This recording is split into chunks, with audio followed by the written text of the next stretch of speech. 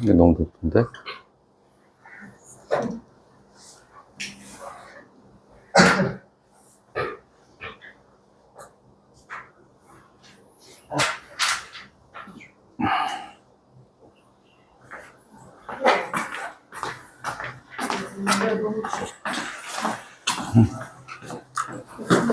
안녕 얘들아.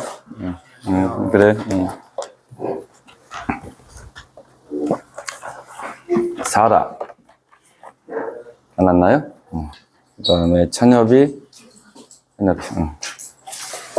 찬엽이 안녕. 네.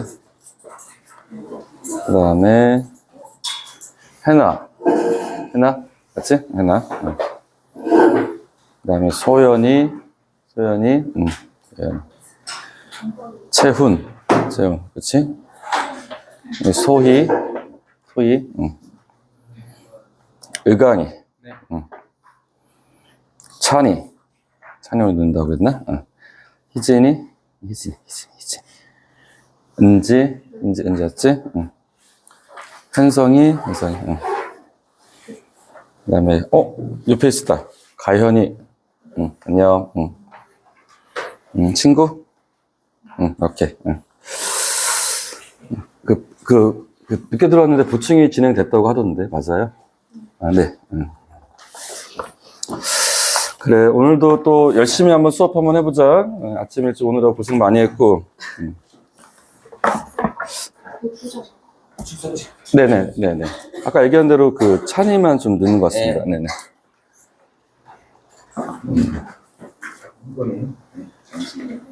네네. 갖고 와. 우리가 어떤 느낌이냐, 우리가 거북이 같아. 엉금엉금 기어가면서 이 책을 이렇게 들여다보는 것 같아. 그러니까 이제 초스피드로 가는 것 같지는 않고 천천히 차분하게 진행하면서 하나하나 이해해가는 건데, 처음엔 좀 이렇게 해서 진도가 끝나려나 약간 좀 걱정도 동시에 들었는데 이제 우리가 뭐라 그럴까? 이제 그러면서도 우리가 이렇게 뒤로 가지 않고 이렇게 약간 막 파닥파닥 하면서 이제 앞으로는 조금씩 가는 것 같아. 그러니까 이제 처음에는 우리가 이제 서로 호흡도 맞추고 하는 것들 때문에 어쩔 수 없잖아. 그러니까 어차피 여러분들 수업 들었는데 이해 안 되면 그냥 딱 쪽나는 거니까. 그러니까 가장 문제가 되는 건 뭐냐면, 그러니까 전혀 모르는 상태에서 이제 아주 강하게 어트랙션 해가지고 선생님이 여러분들 가르치는데 첫 번째로 이해가 안 되면 그냥 쪽나는 거야. 파토야, 파토. 근데 그러니까 이제 이해를 시키고자 시간과 공을 들여가면서 하나씩 문제를 풀다 보니까 이해는 되는데 진도가 느린 거지. 그러니까 이 딜레마를 어떻게 해결할 것이냐의 문제인 거야. 그치? 해결될 거야? 아니면 영원 해결이 안 될까요? 해결되겠죠. 그렇지. 그러니까 이제 우리는 또 인간의 능력은 포텐셜이 또 있어가지고 처음에는 이렇게 이 스피드로 가더라도 나중에는 탄력이 붙으면 착착 치고 나갈 수가 있어. 할 수 있는 거니까 그 시점이 언제인지는 단언할 수 없지만 언젠가는 분명히 그런 일이 있을 거야. 그러니까 여러분들 공부하면서 이렇게 조바심이 나면 공부 더 해. 공부하는 거 안녕. 살아, 맞지? 안녕. 오케이. 네? 노트 갖고 오세요. 갖고 와.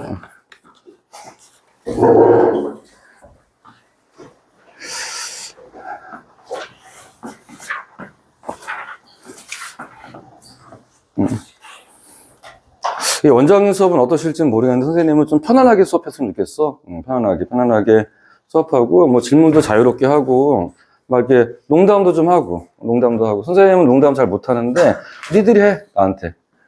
니들이 하면 되잖아. 그러니까 이제 하면서 이제 수업도 이제 좀 이렇게 약간 좀 편안하게 하면서도 우리가 뭔가 중요한 내용들을 확인할 수 있고, 물론 이제 전달은 정확하게 할 거야. 수업 시간에 판서도 꼼꼼하게 할 거고, 그렇다고 내가 막 학교 교수처럼 막 왔다 갔다 하면서 판서할 수는 없는 거고, 체계적으로 이렇게 써가면서 진행을 하긴 할 텐데, 그 형식 말고, 그러니까 수업 시간에 이제 전달되는 그 형식 말고, 우리가 이제 대화하거나 얘기하거나 하는 것들은 변수가 많잖아. 그치? 근데 그런 변수들에 대해서는 이렇게 형식을 갖추지는 않았으면 좋겠어. 그러니까 이제 그래서 그냥 편안하게 하고, 가령 예를 들어가지고 힘들면 일어나서 스트레칭 좀 하고, 아니면 서서도 수업할 수도 있는 거고, 졸린데도 그냥 앉아있을 필요는 없잖아. 그치? 움직이면서 할 수도 있는 거고, 물도 마시고. 하면 되는 거니까 이제 좀 어수선한 선생님은 약간 좀 내가 좀 자제를 시킬 텐데 뭐 그게 아니라면 근데 아침부터 와가지고 여기 앉아 있으면 다 자연스럽게 좋을 거야. 내가 보기엔 뻔해. 게다가 이제 내가 이제 기름을 붓지 이제 공부를 시작할 거잖아. 그러면 이제 조는 거야 기름을 붓는 거지 뭐. 더 졸리겠지, 그치? 여기 지금 아침 일어나가지고 우리가 즐거운 영화를 봐도 졸릴 텐데, 그치? 근데 이제 체육하는데 얼마나 졸리겠냐, 그치? 그러니까 선생님도 그렇고. 그래. 그러니까 여러분들 너무 이렇게 경직되게 하지 말고 그냥 편하게 하시면 좋을 것 같고. 물어봤어. 저번 시간에 이제 선생님이 3번 수업했는데, 수업에 이제 내가 이렇게 모니터링을 하지 않았기 때문에 이제 원장님한테 혹시 뭐 소리가 들렸나요? 이렇게 물어봤더니만 아직까지는 뭐 특별한 얘기는 안 들렸다고 하시더라고요. 그러니까 이제 무난하다라는 얘기인 거거든. 그러니까 이제 선생님이 그렇구나. 그러면 내가 이제 크게 문제를 일으킨 건 아니니까 이제 이번 시간에도 비슷한 방식 수업을 진행하면서 가야 되지 않을까라는 생각이 들 거고 이런 생각들을 가지고 있어, 여러분들. 그래서 이제 선생님은 당연히 어른이기 때문에 여러분들보다 생각을 좀 많이 할 거야, 당연히. 여러분들이 이제 여러분들 당연히 그렇잖아. 왜냐면 이제 딱 모아놨으니까 내가 이끌어 가야 되는 거니까 이 수업 시간 중에 이러저러한 생각들을 하면서 진행을 할 텐데 혹여라도 내가 놓치는 게 있다면 레슨가 있다면 선생님한테 이제 일러줘. 그래서 선생님, 센수학은 언제 하실 건가요? 선생님, 시험 언제 보실 건가요? 그치. 뭐 그런 거 물어볼 수 있잖아, 그치? 그런 거 물어볼 수 있고, 뭐, 이것저것 다 물어보면서 그러니까 계획에 대해서 앞으로의 비전은 무엇인가요? 뭐 그런 거 물어볼 수 있잖아, 그치? 뭐 그렇게까지 얘기는 안 하겠지만, 뭐 여러분들 합법이 있잖아. 뭐 어떻게 할 거예요? 뭐 할 거예요? 내일 뭐 해? 이렇게 물어볼 수도 있잖아. 숙제는 없나요? 이렇게 물어볼 수도 있는 거, 그렇지? 그러니까 그런 것들을 물어가다 보면은, 선생님이 염두에 두고 수업을 하지만 놓칠 때가 있는데 그것들을 딱 잡아주면 괜찮을 것 같아. 선생님 지금 동영상을 찍고 있나요? 이렇게 물어봐. 그러니까 확인 한번 해보고 하면 되는 거잖아. 그래서 하면서 가면 좀 좋지 않을까 생각이 드네. 여하튼 각설하고 이제 오늘 또 수업을 한번 진행 하나 해봅시다. 저번 시간에 우리 바이블 책으로 1장이 채 못 나갔죠? 8번 나가야 되는 건가요? 우리가? 아직 안 나갔나요, 문제? 그럼 예제 8번부터 한번 진행 한번 해보겠습니다. 아이고.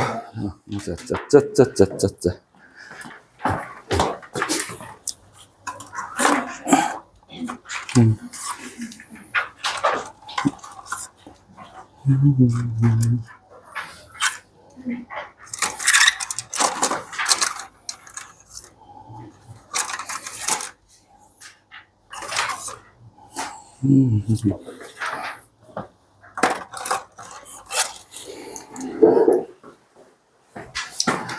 챕터 1, 집합. 여전히 집합을 떠나지 못하고 있는데, 그치? 집합.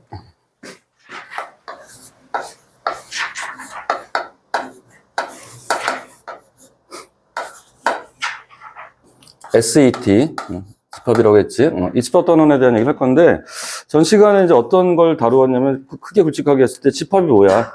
집합이라는 것들에 대해서 일단 뭐라고 했는지 느낌을 잡았지? 그러니까 뭐니?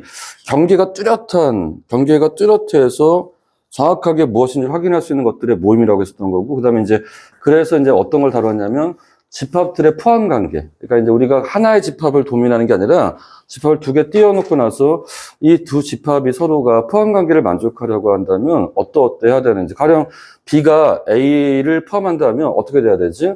A에 들어있는 모든 것들이 B에 있어야 돼. 그러니까 A에 있는 것들이 모두 B에 있다는 걸 우리가 어떻게 확인할 거냐. 원소의 개수가 유한하다면, 그러니까 A의 원소의 개수가 2개면 2개가 다 B에 들어있는지 확인하면 되는 것이고, 3개면 3개 다 확인하면 되는 것이고, 그게 아니라 이제 A의 스펙트럼이 어떤 구간이야, 인터벌에서 여기 무수히 많은 숫자들을 원소로 갖는 경우라고 한다면, 소위 말해서 부등식이잖아. 그런 경우라면 이제 우리가 구간을 확보해가지고 문제를 푸는 법들. 해가지고 그런 것들을 배웠던 거 맞지? 했던 거고, 그 다음에 부분 집합의 개수가 하는 문제. 이 A라는 집합에 포함되는 집합 X를 만들려면 몇 개나 만들 수 있는 건지. 가령 A에는 원소가 5개가 있다고 한다면 5개의 원소들에게 물어볼 거야. 너 들어갈래 말래? 그러니까 경우가 딱 2가지밖에 없어. X에 들어갈지 안 들어갈지 판단하면 되는 거야. 따라서 각자의 원소는 2가지 가능성을 가지고 있지 않니? 그러니까 값이 뻔해. 2의 거듭제곱이야. 이 거듭제곱이고 원소가 5개면 2의 5수 이렇게 나가잖아. 그치? 근데 거기에 특수한 원소들은 여기 반드시 들어가야 돼. 특수한 원소들은 여기 들어가면 안 돼. 이런 것들도 다 똑같다라는 거지. 그러니까 원리는 같아. 그러면 걔는 결정돼 있다라는 얘기잖아. 그럼 걔들 빼야 되잖아. 그리고 나머지 2가지 경우를 지고 있는 그 원소들에게 물어보면 되지 않겠냐. 들리죠, 여러분들? 내 말 들리지? 했던 거고. 그 다음에 우리 뭐 했었냐면, 집합들도 일종의 연산이 가능하단다? 수만 연산이 가능한 게 아니라, 집합들도 연산이 가능해. 그렇지? 그래서 수에서는 덧셈, 뺄셈, 곱셈, 나눗셈이 있었지만 집합에서는 그런 교를 쓰지 않고 합집합, 그다음 교집합, 그다음에 차집합, 여집합, 차집합 이렇게 쓸 수 있다고 했었죠. 그래서 이제 집합의 연산에 관련된 얘기를 했던 다음에 연산하고 나니까 연산 관련돼서 꾸준하게 유지되는 성질들이 있었어. 그 성질들을 뭐라고 하냐면 연산 법칙이라고 해. 연산 법칙, 뭐 교환 법칙, 결합 법칙, 그다음에 분배 법칙 같은 거 있었지. 그다음에 특이한 구조인데 드모르간의 법칙 같은 것도 있지 않았냐, 그렇지? 드모르간의 법칙이 뭐였니? 어떤 셋의 여집합, 그러니까 A 합집합, B의 여집합은 A 여집합, 교집합, B의 여집합이다. 뭐 이런 거 있었잖아요. 그래서 굵직굵직하게 봤더니만 그렇게 스펙트럼이 다양하지는 않은 것 같아. 그러니까 몇 개 안 되는 것 같아. 여러분들이 그걸 잘 정리하면 되지 않겠냐라는 거죠. 그래서 이제 여러분들 풀었고, 이번 시간에는 그거 연장선상에 다루어질 것 같긴 하거든요. 그러니까 주제가 바뀌는 건 아니고 같은 주제가 이어질 것 같아. 같이 한번 문제 풀어보도록 합시다. 예제 8번 보자. 예제 8번. 예제 8번. 예제 8번을 다뤄봅시다.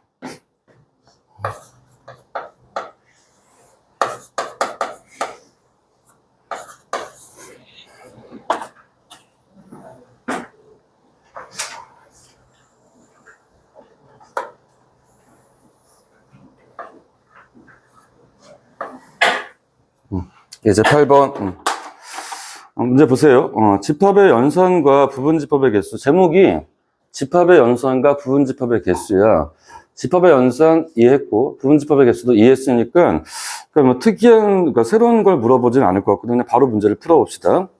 A란 집합이 있고, B란 집합이 있는데, 집합에,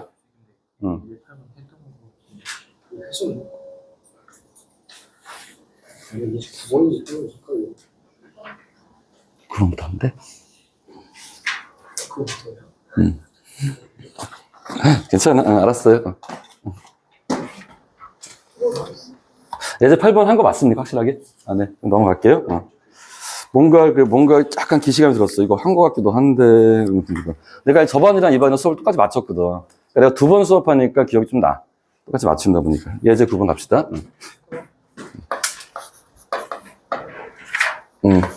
예제 9번. 예제 9번 문제를 한번 풀어봅시다. 예제 9번은 어떤 표기가 들어있냐면 딱 스캔하니까 요 의미가 붙는데 뭐냐면 이게 있어. 그 소문자 n이 있고, n이 있고, 그 다음에 가로 열고, 라지 a란 이런 식의 표기가 있는 것 같아. 이게 뭔 말이냐면, 이게 대문자 a는 집합이야. 그러니까 집합 a의 넘버야, 넘버. 넘버가 뭘까? 원소의 수지, 원소의 수. 그래서 A에 들어있는 원소의 수를 NA라고 표현하는 거거든요. 그래서 이제 여러분들, 이 말은 집합 A의 원소의 수다라는 걸 명확하게 합시다. 뭐냐? 집합 A의 엘러먼트, 원소의 수다. 그치? 요 표기법은 이해를 합시다. 그러니까 이제 어떻게 하라는 거냐면 n이라는 걸 치고 가로를 치고 이 안에다 집합을 집어넣어주면 이 집합들에 들어있는 원소의 수가 몇 개인지 설명한다라는 거지. 그럼 이 말이 성립하려면 이 집합 A는 범주로 봤을 땐 유한집합이어야 되지 않을까? 유한집합? 파이나이트, 유한집합. 유한집합이란 말이 무슨 말이죠? 원소의 수가 정해져 있는 거, 유한하다. 그치? 셀 수 있는 거. 그래서 100개니 1000개니 셀 수 있는 것들 유한집합이라고 하는 거고, 반대급부 있는 집합을 뭐라 하는 거지? 무한집합. 무한집합은 원소를 셀 수가 없는 거야. 셀 수가 없는 경우에는 어떤 경우가 있을 수 있냐면, 양 끝이 뚫려 있는 거지. 그러니까 왼쪽으로도 끝이 없고, 오른쪽도 끝이 없는 걸 셀 수 없는 거고, 한쪽 끝은 막혀 있지만, 오른쪽으로 뚫려 있는 것도 셀 수 없는 것이고, 그 다음에 어떤 게 있었냐면, 어떤 끝이 정해져 있지만, 이 안에 되게 많은 거야. 그러니까 이것도 셀 수 없는 거야. 그러니까 셀 수 없는 이미지는 양 끝이 뚫려 있거나, 한쪽 끝이 뚫려 있거나, 아니면, 양쪽 끝이 막혀 있더라도 내부적으로 무수히 많은 것들, 이걸 셀 수가 없는 거거든. 이런 것들이 아니라 띄엄띄엄 떨어져 있으면서 그 개수가 셀 수 있는 거. 그게 뭐 수조개더라도 셀 수 있다고 한다면 셀 수 있는 거란 말이에요. 그렇지? 하면 되는 거지. 그래서 이제 유한집합이라는 건 원수를 셀 수 있다. 영어로 표현한다고 한다면 finite 아니면 countable. 이런 것들을 집합 A라고 하는, 그러니까 유한집합이라고 하는 거고, 유한집합에 대해서 이 넘버는 표시가 가능하다라는 겁니다. 대충 그 정도로만 이해하면 더 넓게 이해한 거니까 이제 들어갑시다. 문제 풀어보자. 유라는 전체 집합이 있대. 근데 유라는 전체 집합의 원소의 수가 35개가 들어있다고 합니다. 그러니까 이 문제는 완벽하게 추상한 것 같은데 실질적으로 어떤 모델링을 안 했어. 그러니까 보통 실전에서 어떻게 나오냐면 그러니까 예를 들어서 이렇게 우리 반 35명의 학생들 중에서 이런 식으로 이렇게 문제를 만들어. 문장제로 만드는 건데 다 걷어내면 이런 문제가 된다라는 따라서 여러분들은 이런 류의 문제를 풀면 되게 효율적인 문제라서 그냥 빨리빨리 풀 수가 있는데 실전은 이렇게 문제를 내지는 않고 아마 선생님들이 문장제로 줄 가능성이 많습니다. 그러니까 문장제로만 무슨 말인지 알죠? 그러니까 이제 실수량을 활용 차원에서 다듬는 거지.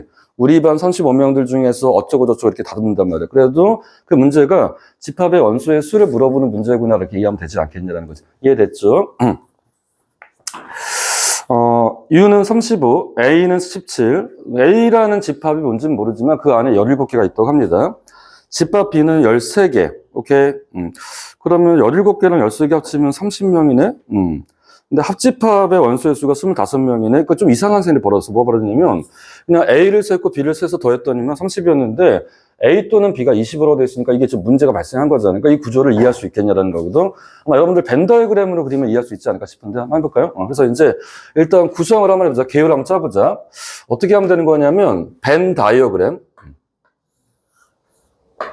유란 집합이 있대. 유란 집합이 있고, 유란 집합을 테두리로 만들어보자. 이 집합은 이 울타리 안에만 생각한대. 이 울타리 안에만. 이 울타리 안에는 35개의 원소가 들어가야 돼. 이 안에 이제 두 개의 범주가 있대. A라는 범주가 있고, 그 다음에 B라는 범주가 있대. 이때 근데 뭐라고 했냐면, A랑 B를 합치면 이 25개를 구성해야 되는데, 근데 이제 뭐라고 했냐면, A에만은 17개가 있고, B에만은 몇 개가 있는 거냐면 13개가 있다고 되어 있단 말이야. 그런 다음에 이제 그러면 좀 애매해지는 거지. 왜냐면 A랑 B를 합친 거는 크게 3개의 영역으로 구성되어 있어. 어떤 게 있는 거냐면 여기가 있어. 여기 어디가 있냐면 여기가 뭘 뜻하는 거냐면 A에만 해당되는 거. A에만 해당되는 거니까 A 차집합 B라고 씁시다. 그 다음에 또 반대쪽으로 여기도 있습니다. 여기는 또 뭐냐면 B에만 해당되는 거. B의 차집합 A. 그러니까 이제 다시 말해서 우리 지금 뭘 하고 있는 거냐면 집합들을 서술할 때 집합의 연산을 자연스럽게 설정해서 표현하고 있는 것 같아요. 그러니까 집합의 연산을 모르면 영역 표시를 쉽게 할 수가 없는 거잖아요. 그렇지? 또 뭐가 있는 거냐면 이 가운데 블록, 그러니까 이게 겹치는 블록인데 이 블록은 의미가 분명하겠죠? 이건 A이자 동시에 B인 거잖아. 교집합의 블록이 있단 말이야. 그렇지? 그 다음에 이제 마지막 블록이 하나 있어. 마지막 블록이 뭐야? 저기 나머지를 좀 멋있게 표현해봐. 여집합. 무엇의 여집합? A, B의 여집합. 여전히 그렇게 될 거니? A 합집합 B의 여집합. A 합집합 B의 여집합. 그래서 이제 이렇게 쓸게요. 이제 어디가 있는 거냐면 이제 사이드. 너희들이 말하는 나머지에 해당되는 게 뭐냐면 이거야. 어떤 거냐면 A 또는 B의 여집합이야. 맞습니까? 근데 이 말을 이렇게 설명하면 안 될까요? A도 아니고 B도 아니다. 맞아요? 그러니까 이건 A도 아니고 B도 아니고 어떻게 쓸까요? A 여집합, 교집합, B의 여집합. 그렇지? 그냥 써볼게. 이거는 A 여집합, 교집합, B의 여집합. 이게 뭐예요? 이걸 드모르간의 법칙이라고 하는 겁니다. 자연스럽나요? 그렇나요? 그렇지? A 합집합, B 여집합이고 A도 아니고 B도 아니다라고 얘기할 수 있잖아요. 그래서 이거 소위 드모르간의 법칙이라고 하는 건데 여러분들 알고 있는 거지. 그래서 총 몇 개의 블록이 있냐면 유라는 울타리 안에 총 4개의 블록이 있는 거란 말이지. 질문이 뭐냐면 1번 교집합의 원소의 개수를 구하라고 하는 거거든. 그러니까 노란색.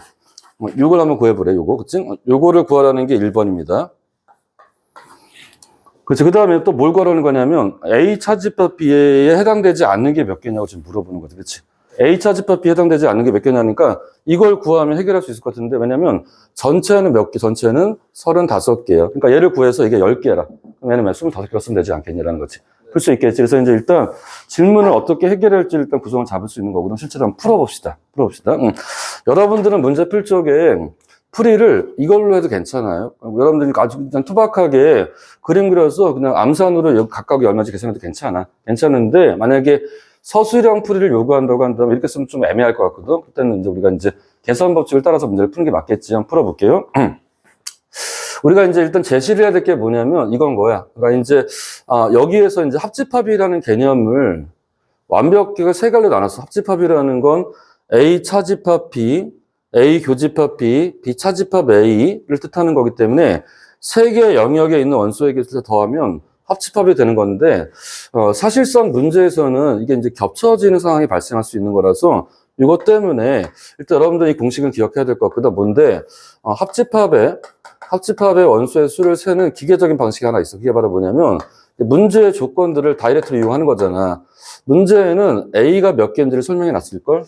맞지? 그 다음에 마찬가지로 B가 몇 개인지 설명해 놨을 거란 말이야. 그러니까 이제 우리가 이거를 가지고 얘를 구성한다고 한다면 이 일치합을 따져봐야 되는 게 맞는데 실제로 이 문제에서는 일치하지 않죠. 근데 문제에서 뭐라냐면 이 개수가 몇 개라고 했어? 이 개수가 25개라고 했었지? 그 다음 이게 몇 개였지? 이게 문제에서 17개, 이게 몇 개랬습니까? 13개니까 안 맞잖아. 안 맞는 거니까 이거를 일종의 보정을 해야 돼. 그러니까 보정하는 방식은 이걸로 일치하지 않는 거니까 뭔가를 맞춰줘야 되지 않겠냐라는 거지. 다들 아시죠?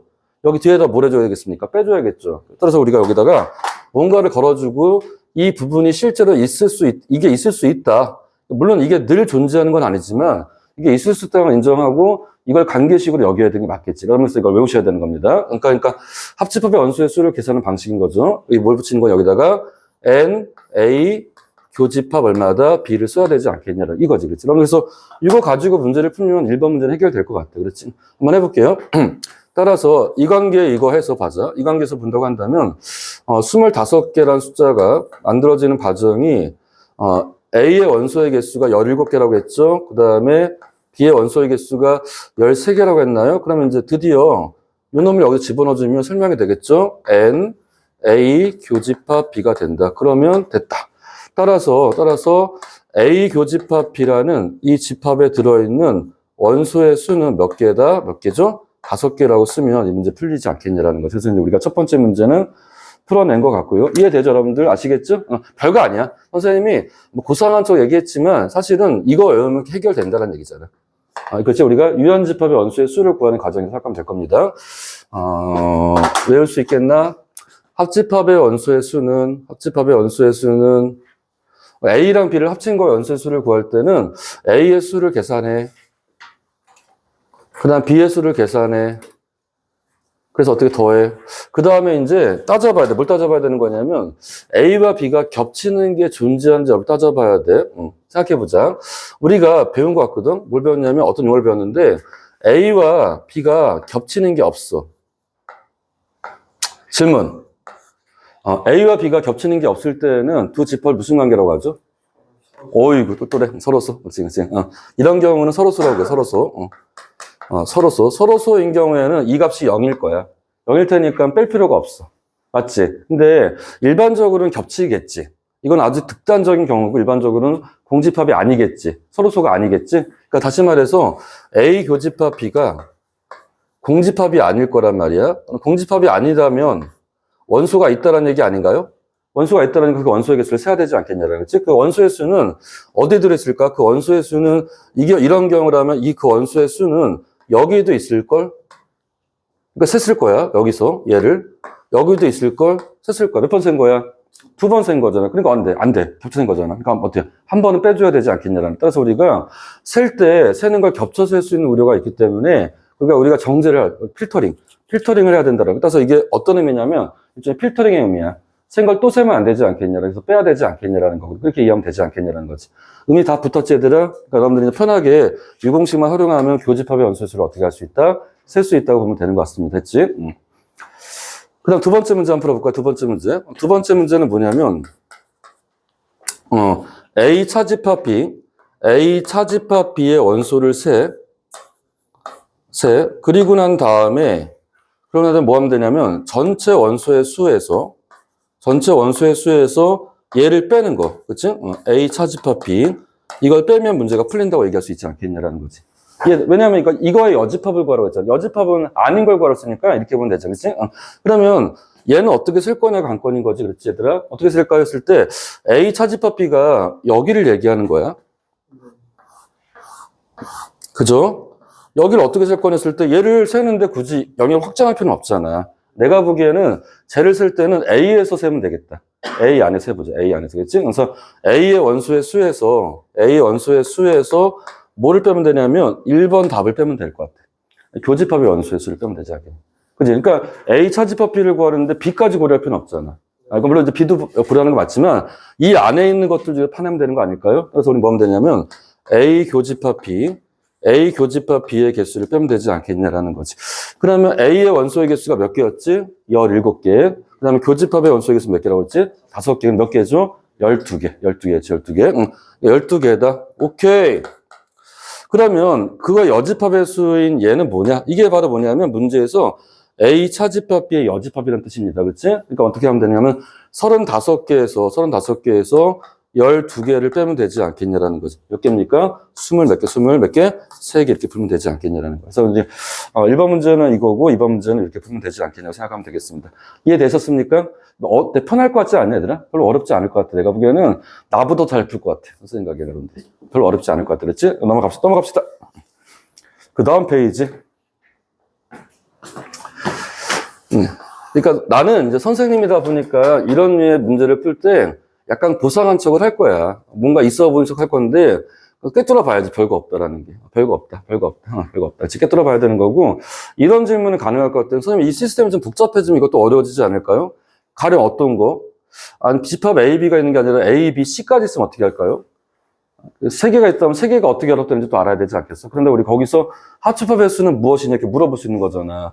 그렇게 막 문제를 낼 수 있냐 했을 적에 그 경계는 4개까지는 안 가. 하지만 3개까지는 반드시 물어봐. 그래서 아직은 여지가 있어. 뭐냐, 3개짜리에 대해서 노력을 해줘야 돼. 그렇지? 그래서 좀 봐야 되는데, 그럼 이왕이면 나왔으니까 한번 정리 한번 해볼까? 한번 해봅시다. 일단 이제 우리가 좀 심화 학습을 한번 해볼게요. 심화. 딥. 딥. 3개짜리 A, B, C. A, B, C, 그치? 뭐, A가 있고,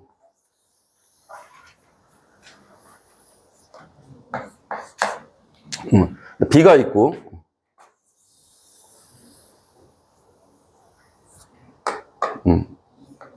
집합 B가 있고, 그 다음에 C가 있습니다. 복잡하겠네. 봐도 복잡하겠네. 그치? 이렇게 있단 말이지. 이런 설정에서 우리가 이제 타겟으로 잡은 게 뭐냐면, 항상 이제 등호 기준으로 왼쪽에 해당되는 거, 어떤 이런 것들. 그러니까 다시 말해서, 그러니까 3개의 합집합이라는 개념을 성립하잖아. 한번 계산 한번 해보도록 한번 해보자, 이 말이지. 그러니까 A 합집합, B 합집합, C. A 또는 B 또는 C에 들어있는 걸 다 긁어 모아서 한 번씩만 쓰면 몇 개가 되는지 한번 알아보도록 한번 해보자라는 거지. 한번 해보자.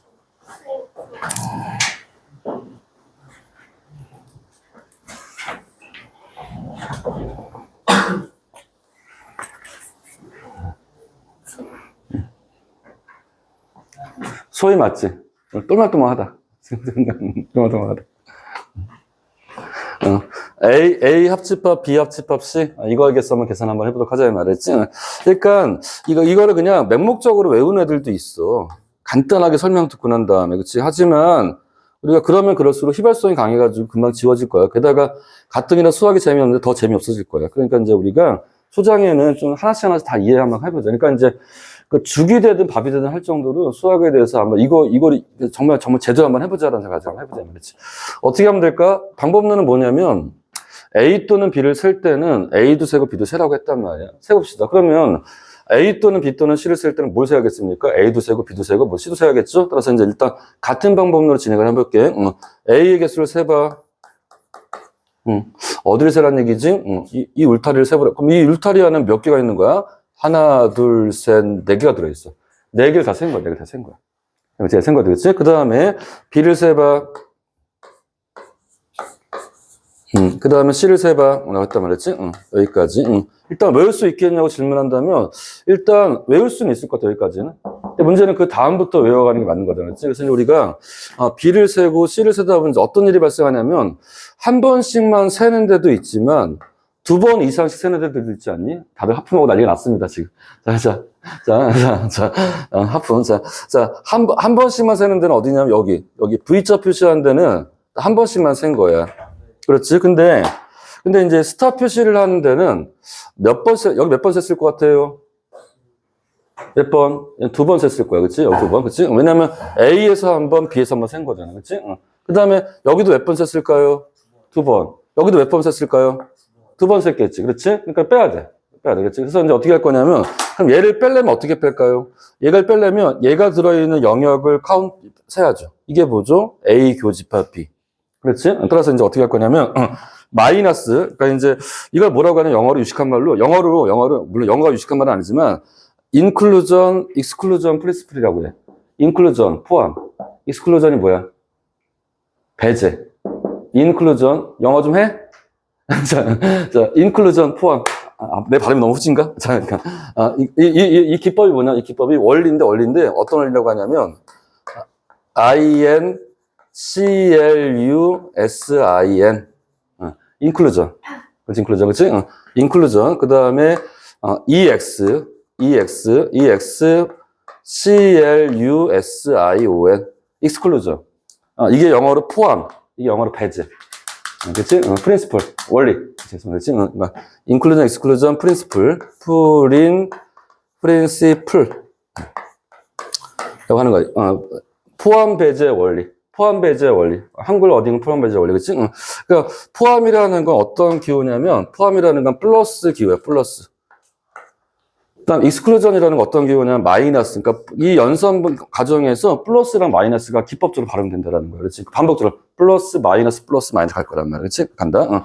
그래서 가는 거야. 그래서 이제 그 다음 단계에서 뭐 할 거냐면 이 스타 표시한 데를 빼주기 위해서 마이너스, 이 스타가 표현된 데는 A와 B를 겹치는 거죠.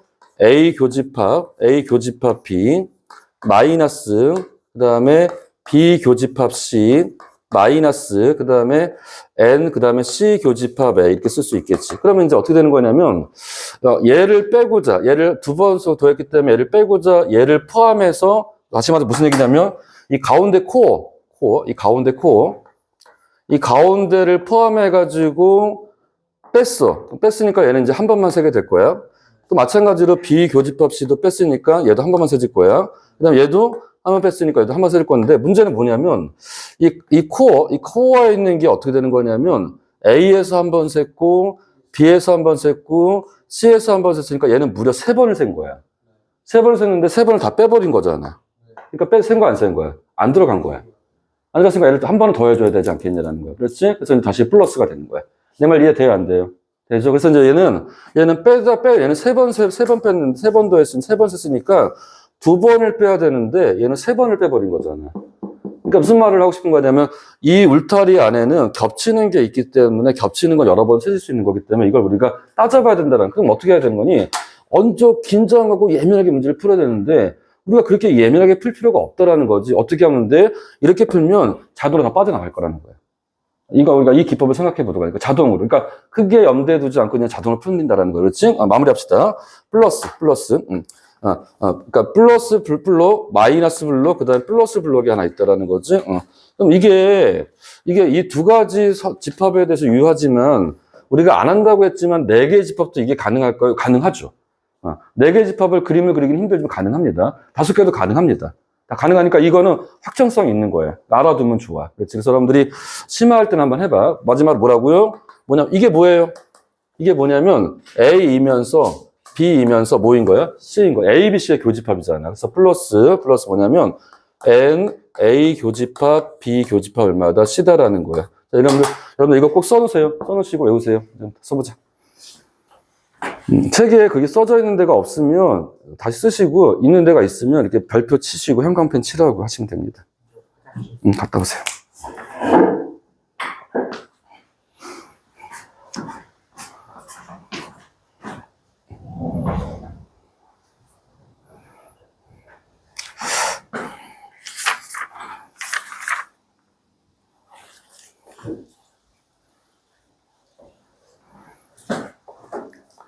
가연이는 선생님 말 잘 들려?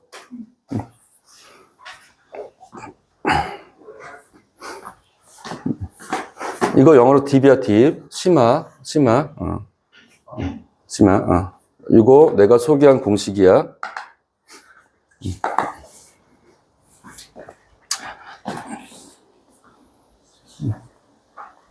채훈아, 읽어봐.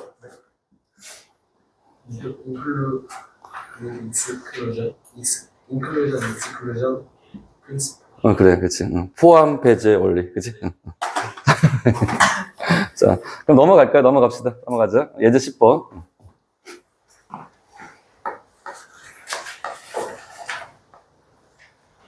여기 이 학원 이름이 수학인재 학원이잖아. 근데 그거 조금 과도한 측면이 있어. 그치? 종합반 아니냐, 여기? 수학만 하는 건 아니잖아. 여기 영어도 국어도 하는 거지, 그치? 응. 근데 이제 원장님이 수학 강사여서 그렇게 하는 것 같아. 요즘 선생님은 이제 학원을 여러 군 다니다 보니까 시스템이 단과 시스템들도 있고 종합반 시스템들이 있는데 이게 시간이 흘러감에 따라서 이 두 가지 시스템이 그러니까 이제 왔다 갔다 하는 것 같아. 그러니까 선생님이 2000년 초반에 강의할 때는 종합반 시스템이었거든. 근데 이제 2000년 넘어 중반을 가면서부터 점점 종합반 시스템이 무너지고 단과 시스템으로 바뀌었어. 그러니까 이제 수학이면 수학 이렇게 했었는데 또 시간이 지나가다 보니까 이제 또 다시 종합반으로 또 이렇게 또 가는 느낌도 약간 들더라고. 그래서 이제 학원 시스템이 뭐 아주 획기적인 건 아닌데 이 두 가지 시스템이 경쟁하면서 왔다 갔다 하는 것 같아. 근데 효율적이긴 하죠, 종합반이. 그리고 종합반의 딜레마는 뭐냐, 단점 뭐냐면, 그러니까 이제, 일타 강사들이 다 있지는 못하지. 그러니까 종합반이다 보니, 그러다 보니까 그러니까 이제 흩어져 있다 보니까 그걸 선호하는 친구들은 이제 단과로 들어가는데, 종합반은 이런 게 있지. 그러니까 이제 효율적이지. 여기서 여러 과목들을 해결할 수 있다라는 건 과목별로 문제가 발생하지 않는다면 되게 좋은 거지. 그 다음에 이제, 그리고 부모님 입장에서도 괜찮지. 요즘에는 이제 아무래도 경기가 어렵긴 한데, 공부는 시켜야 되는데, 근데 이제 과목별로 학원을 다니다 보면은 일정 정도로 비용이 들어가는 거기 때문에 묶어서 가면은 일종 좀 이렇게 할인율도 있을 수 있는 거기 때문에 여러분들은 종합반에 공부하는 게 어떤 면에서 봤을 때는 부모님한테 약간은 도움을 드리는 것도 있을 수 있어. 물론 열심히 공부할 때 전제를 하는 거지. 열심히 안 하면 그럼 이제 밑 빠진 독에 물 붓는 거다. 그럼 안 된다. 집합의 원소의 개수의 활용. 그러니까 이제 여기는 이제 어떤 탈을 걸었냐면 똑같은 주제인데 활용이라는 걸까? 활용이 어떻게 이루어지는지. 그러니까 이건 순수한 수학 문제야. 이건 누가 봐도 순수해. 여기에 무슨 여기에 활용이 뭐가 있어? 아무것도 없잖아. 그치? 근데 이제 우리가 이 똑같은 주제를 가지고 활용을 한다면 어떻게 문제가 변환되는지를 좀 봐야 될 필요가 있다는 거니까 문제 발제 방식을 보라는 거지. 그치? 봅시다. 딱 처음 보는 순간 뭐가 들었냐면 문장제구나. 오케이. 그치? 문장제구나. 그 다음에 이제 어떻게 하는 거니? A가 뭔지 설명하는구나, B가 뭔지 설명하는 거구나 하면 되는 거예요. 지금 물론 이제 문제에서 요 모임을 A라고 하자, 요 모임을 B라고 하자 안 할 수도 있는 거거든. 그럼 나는 뭐 어떻게 할 것이냐? 나는 이거를 집합의 언어로 서술할 필요가 있기 때문에 이걸 집합의 언어로 바꿔줄 필요가 있을 것 같아요. 읽어봅시다. 어느 고등학교 1학년 1반의 34명의 학생 중 밑줄 쳐보자. 여기다 뭐 쓰면 될까? 이 멘트가 뭐냐라는 거야. 우리가 이걸 전체 집합으로 간주하면 되지 않겠니? 따라서 우리가 밑줄을 치고 얘는 U라고 하시고 그 다음에 이제 그리고 뭐라 하면 되니?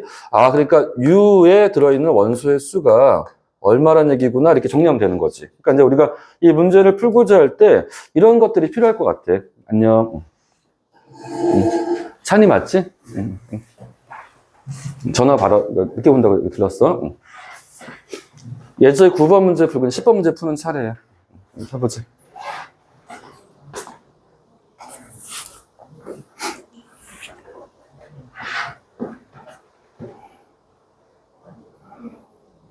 예.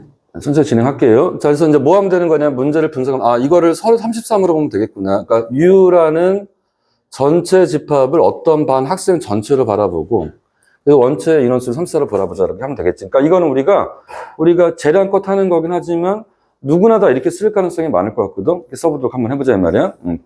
학생 중 축구공을 가지고 있는 학생이 공들의 소유 여부를 조사하는 것 같아.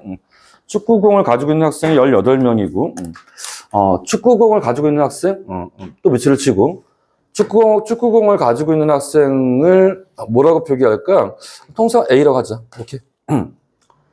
축구공을 가지고 있는 학생을 A라고 하고, 그러면 A란 집합의 원소의 수가 몇 개란 얘기죠? 그렇죠.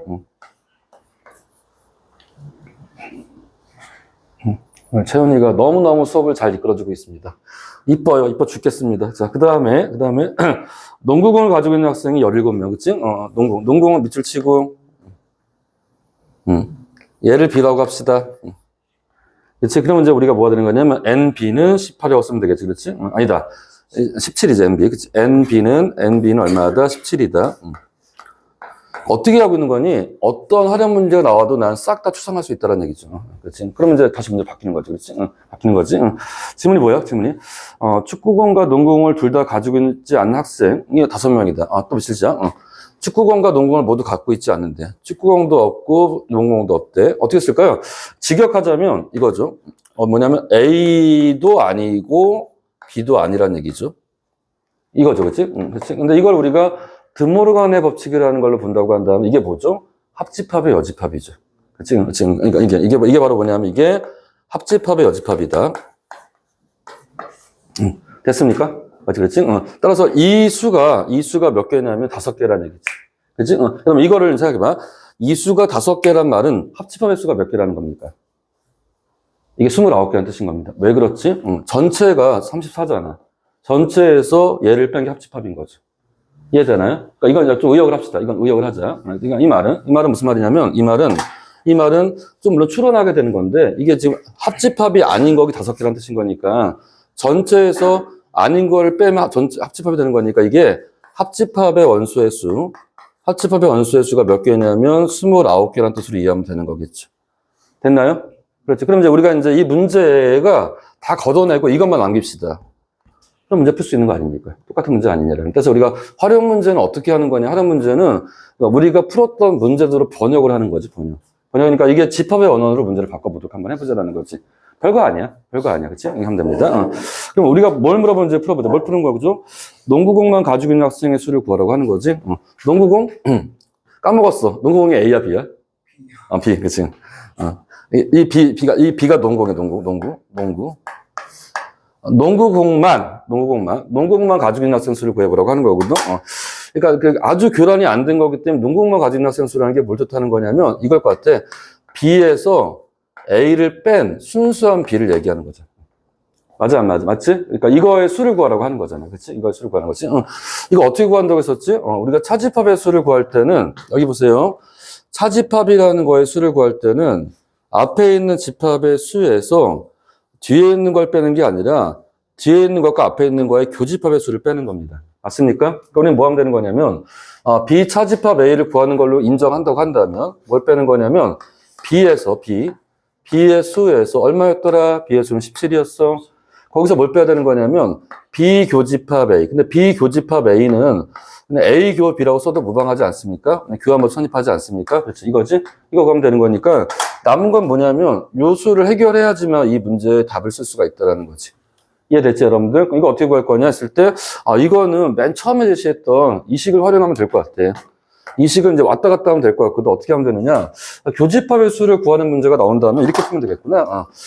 이것도 그냥 동시에 외워두는 것도 괜찮을 것 같아. 뭔데, 일반적으로, 우리가 겹치는 거의 개수를 구할 때는 어떻게 하면 되는 거냐면, A와 B를 더한 다음에 뭘 빼면 되는 거냐면, 합집합의 수를 빼도 괜찮습니다. 맞지 않나요? 맞죠? 그냥, 교집합의 수를 구할 때는 A와 B를 더한 다음에, 그 다음에 A와 B가 겹친 거지. 이걸 빼줘도 우리가 원하는 걸 구할 수 있지 않겠냐라는 거예요. 그렇지? 그럼 이제 마무리 할게요. 자, 구해봅시다. 자, 이게 답이에요. 이게 질문입니다. 이걸 구하려면은 교집합부터 해결해 본다. 교집합의 수는 A 18, B 17 더하면 얼마야? 35. 마이너스, 그 다음에 합집합 얼마? 합집합은 29야. 29인 거니까 둘이 빼면 얼마야? 6이야, 6. 교집합의 수가 6개구나, 6개. 6개가 되는 거니까 집합 B 원소의 개수가 17개에서 6개의 원소의 수를 빼면 되는 거니까 답이 얼마냐면 11이구나라고 문제를 풀면 우리가 원하는 결과를 마무리할 수 있지 않겠냐고 좀 하는 겁니다. 안 빠른 거지, 얘들아? 충분히 안 빠른 거. 여러분들은 봐봐. 여러분들은 실패만을 볼 필요가 없어. 선생님이 내가 아무리 잘 정리해도 이 책보다 정리가 안 되지. 어떻게 책보다 정리하지? 저게 너무 잘 정리가 돼 있어 했는데 이 책을 내가 이제 부연 설명하는 거잖아. 그러니까 여러분들 충분히 유저 보면 되는 거야. 괜찮아, 애들 알겠지? 여러분들은 아무것도 안 해도 돼. 왜냐면 책에 이미 다 정리가 돼 있어. 그러니까 거기 여러분들이 몇 개만 더 표시하면 되는 거야. 그렇지? 그래서 뭘 좀 표시할 수 있겠냐 했을 때 실제 시험장에서 문제를 풀려면 이 짓을 해야 된다는 이 짓을. 이걸 해야지 여러분 되지 않겠어? 그래서 여러분들 이런 것들을 좀 또박또박 이것들만 여러분들이 추가하면 되지 않겠냐 생각하면 되겠습니다. 됐지? 좀 졸려하는 것 같은데 옆에 있는 문제 한번 풀어볼까요? 선생님 쭉 둘러볼게. 옆에 있는 숫자 바꾸기 문제 한번 풀어봅시다.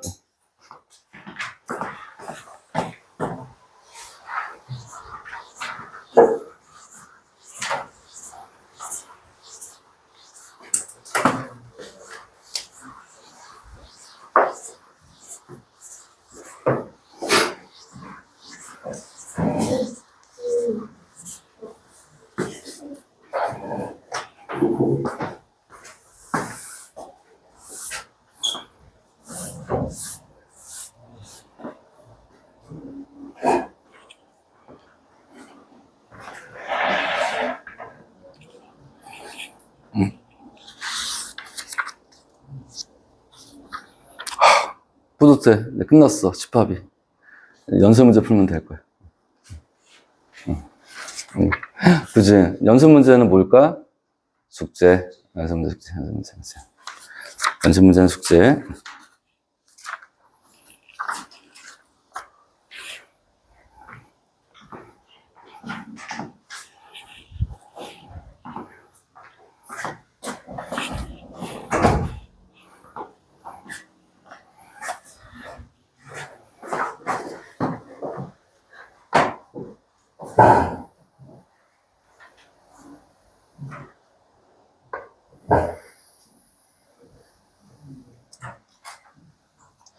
사람들마다 안면 인식 장애라는 게 있는 사람들도 있대. 그러니까 이제 여러 사람들 만나다 보니까 봤는데도 그 사람이 기억이 안 나는 사람들도 있다고 하는데 선생님은 그 정도는 아니거든. 근데 이름은 잘 못 외우겠어. 미안해. 그래서 이름 그래도 외우려고 노력하는데 잘 안 외워져. 유별나게 안 외워지는 애들이 있어. 유별나게. 쟤는 계속 안 외워지는 애들 있고 어떤 애는 딱 보면 알겠는 애들도 있고. 이제 그런 애들도 있는데 그래서 선생님이 그래서 계속 출석부 보면서 어떻게든 외워보려고 노력할게.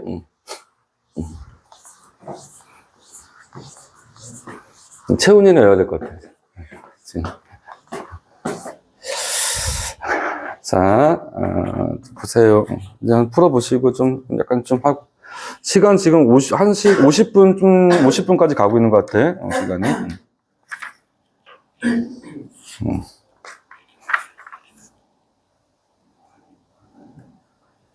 우리 선생님이 그 개념 넓히기 9-3번 문제 한번 풀어주고 싶거든? 다시 돌아 47페이지 한번 봐볼래? 47페이지 봐봐.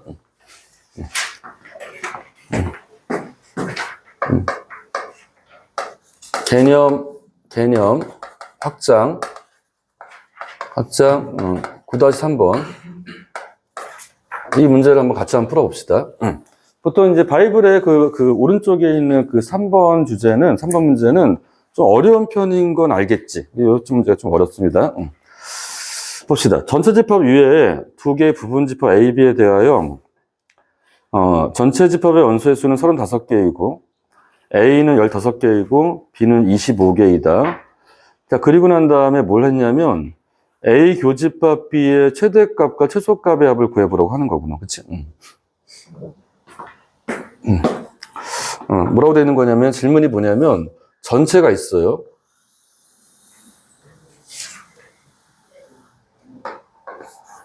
U가 있고, 여기 안에 A가 있고,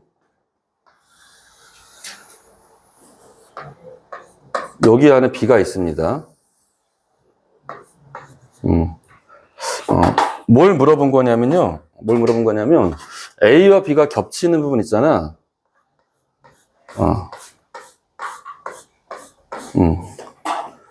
여기에 들어가는 원소의 개수를 최대로 늘리려면, 그러니까 이 빨간색 영역에 들어가는 원소의 수가 아주 많아지면 어디까지 늘릴 수 있고, 이렇게 되겠지만, 하면 전체 집합의 원소의 수가 35개인데, 얘가 뭐 100개 이런 건 말이 안 되는 거니까, 이 안에 있는 이 영역에는 원소의 수가, 그러니까 스펙트럼이 있을 거야. 뭐냐면, 어디서부터 어디까지일 거라는 거지. 그래서 이 집합의 원소의 수를 가장 늘리면 몇 개까지, 이 원소의 수의 최대값, 얘를 가장 줄이면 몇 개까지 갈 수 있겠냐고 지금 물어보는 질문인 것 같아. 그렇지?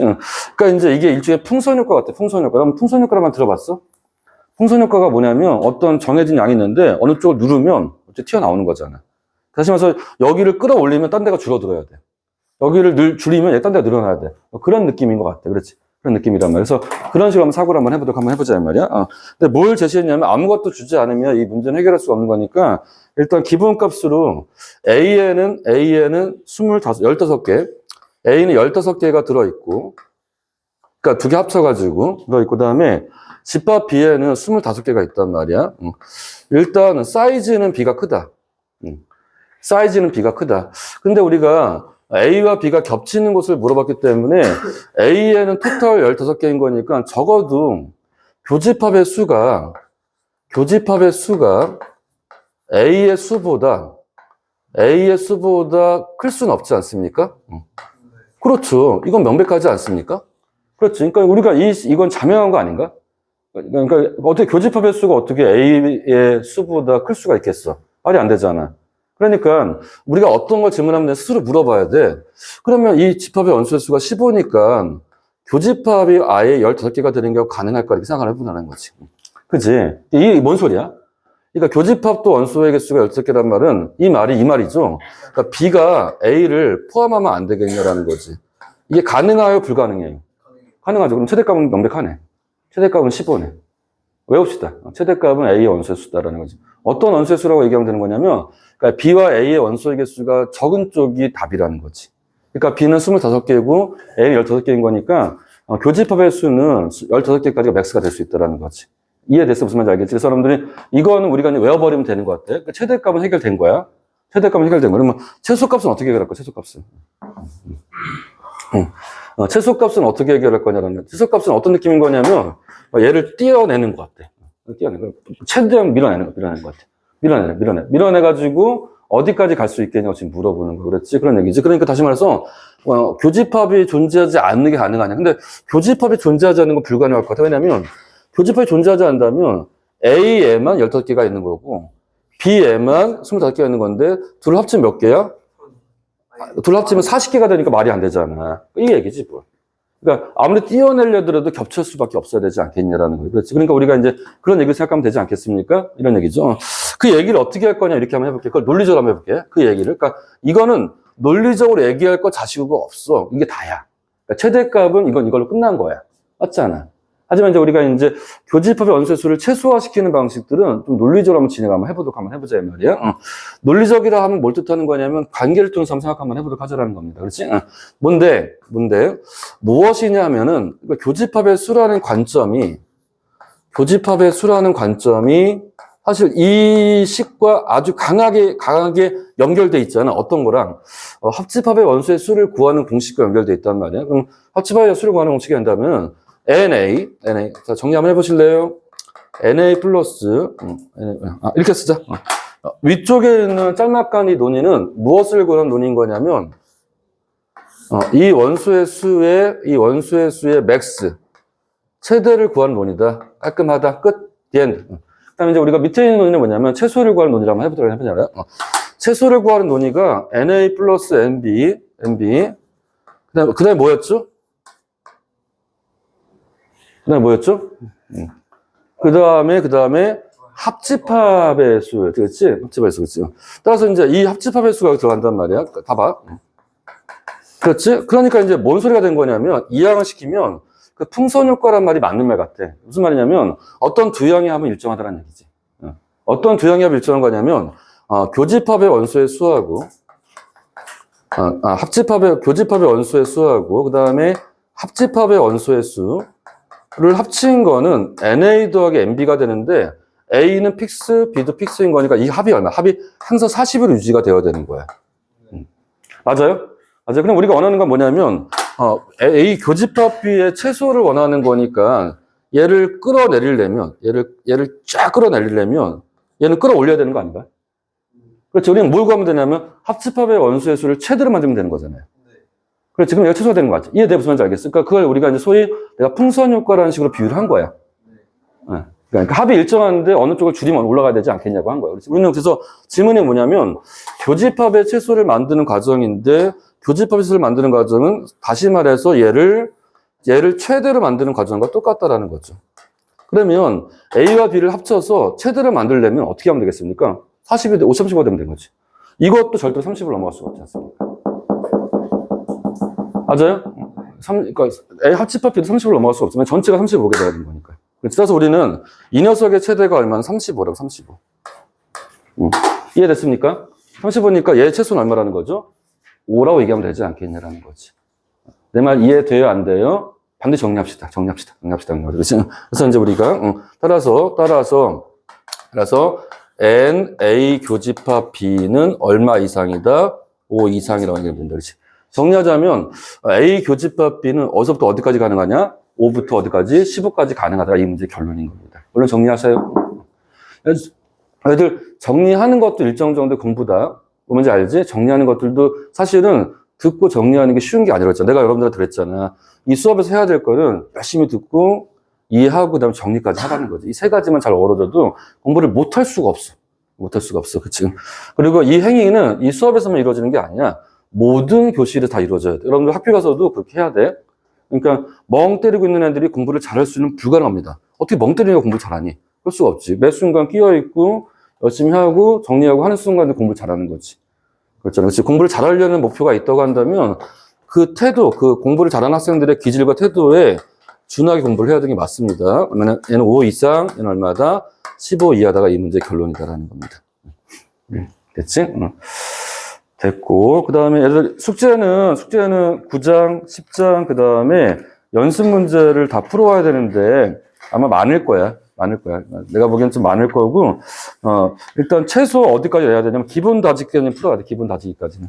풀어와야 되고, 기본 다지기가 뭐냐면 연습 문제 구성이 두 가지 돼 있어. 어떻게 되냐면 기본을 다지기, 실력 다지기가 있어. 실력 다지기는 좀 빨간색 레벨이 좀 어려워. 아주 무자르서 어려운 건 아닌데, 욕심 있으면 한번 해봐. 해보는데, 이게 정 많으면은, 그냥 기본 다지기까지는 풀어오면 좋을 것 같아. 이해됐지? 그리고 선생님 어떻게 할 거냐면, 연습 문제는 싹 다 풀어줄 거야. 다 풀어줄 거니까, 뭐 질문 같은 거 아예 안 받아. 다 풀어줄 거니까 그렇게 할 거고, 그 다음 이제 대신에 여러분들은 열심히 공부해보면 좋을 것 같습니다. 됐지? 그리고 서서히 센수학 교재를 준비를 해야 돼. 왜냐면 센수학 교재가 일자리 끝났기 때문에, 이제 연습 문제가 끝나면 내가 센수학을 리뷰할 거거든? 센수학 여러분들 꾸준히 풀어야 되더라. 그래서 선생님이 연습 문제가 종료되는 시점에 맞춰서 센수학 문제가 풀렸는지 확인할 겁니다. 이해됐지? 알겠지? 선생님 알겠지? 그냥 넘어갈게요. 자, 그 다음에 챕터 2, 명제로 가봅시다. 명제.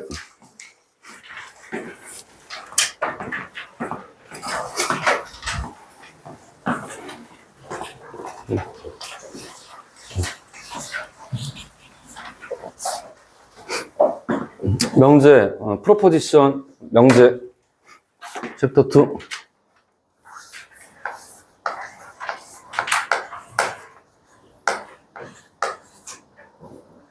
명제,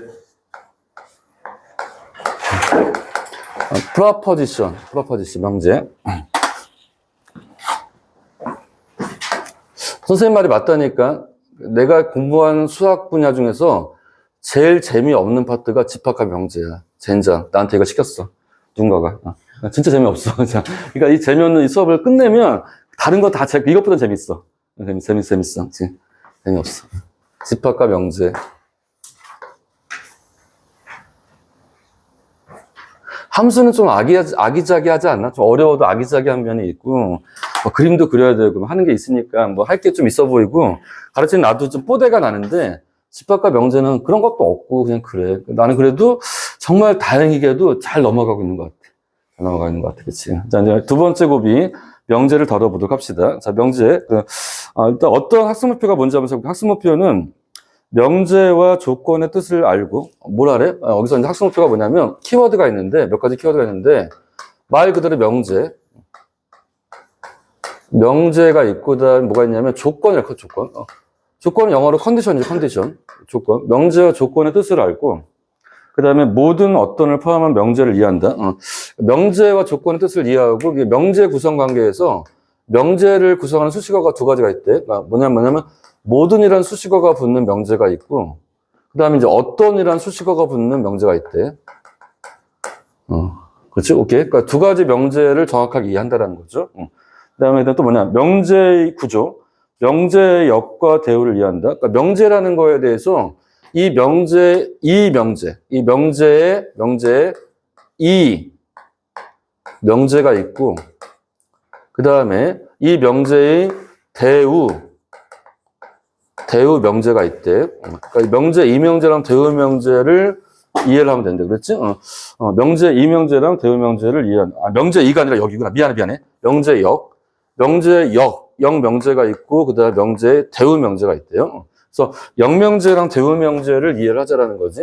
선생님이 오타를 쓴 건 아니고, 원래 명제가 3개가 있었어. 이 명제에 대해서 영명제, 명제에 대해서 이명제, 명제, 대우 명제가 있는데, 최근 교육과정에서는 이명제는 가르치지 않습니다. 선생님 때는 다 세 개 다 배웠는데 이명제 안 가르치더라고. 그러니까 이 두 가지만 알게 하라는 거야. 그래서 이제 이 영명제랑 대명명제를 배울 거고, 그다음에 또 뭘 배울 거냐면 충분 조건과 필요 충분 조건, 충분 조건. 그러니까 어떤 조건들로 구성된 명제의 충분 조건, 충분 조건, sufficient, 충분 조건이란 말과, 그 다음에 필요 조건, necessary, 이제 필요 조건이란 말을 이해할 필요가 있다고 하는 거거든. 일단, 뭐, 집합에서도 비슷했는데, 뭔 말인지 하나도 모르겠지. 그러니까 공부 안 하시는 분들은 이게 어떤 의미인지 잘 모를 거란 말이에요. 그래서 이제 우리가 이제 하나씩 들어갈 거예요. 근데 선생님 입장에서 봤을 때는 그래도 우리가 해야 될 걸 뚜렷하게 할 필요는 있을 것 같아요. 왜냐면 그러니까 모호한 상태로 언제 끝날지도 모르는 수업을 하면 안 되잖아요. 그래서 우리가 이제 학습 키워드는 뭐냐면 일단 명제라는 개념을 이해를 하지. 그 다음에 이제 아울러 조건이라는 개념도 이해를 하지. 그리고 명제들 중에서 더 유독 모든이라는 수식어가 붙어 있는 명제랑 어떤이라는 수식어가 붙어 있는 명제들에 대해서는 좀 제대로 알 필요가 있다는 거지. 그 다음에 이제 명제라는 일종의 구조가 있어서 어떤 명제에 대하여 그거에 대응하는 역명제도 있고 그거에 대응하는 대응명제도 있대. 그것도 알아보도록 하자라고 한 거. 그 다음에 이제 용어들인데 조건들 중에 충분 조건, 이 정도면 충분해, 이 정도면 필요해라고 하는. 그러니까 이제 말도 안 되는 터무니없는 얘기는 아니고 완벽한 조건을 충분 조건들도 있고 없으면 안 될 것 같은 필요한 조건들도 있다라는 거거든. 이런 조건들도 우리가 한번 소개 한번 해보도록 하자라는 거지. 그래서 이제 우리가 이런 언어들을 다루게 되겠다고 하는 겁니다. 넘겨보세요. 그 다음 주제, 그 다음에 명제와 젤리 집합.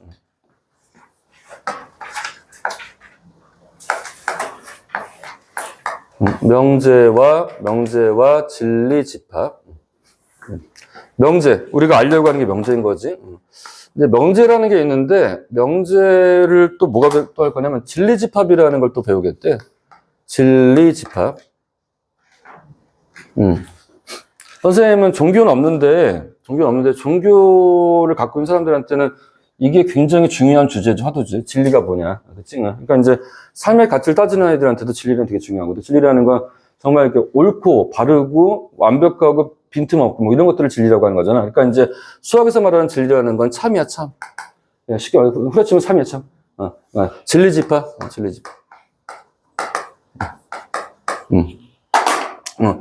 참인 것들의 모임. 참이야, 참. 트루.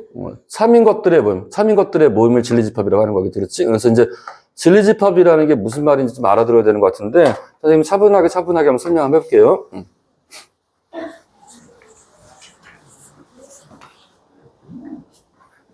괜찮니? 좀 쉴까? 쉬고 싶어? 괜찮아?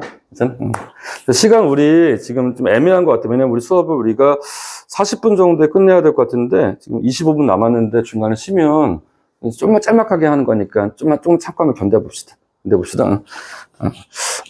나는 견딜만 한데 여러분도 힘들겠지만 좀 참고 견뎌보자. 명제, 뭐 읽어볼게요. 57페이지 보시면 57페이지. 명제와 정의.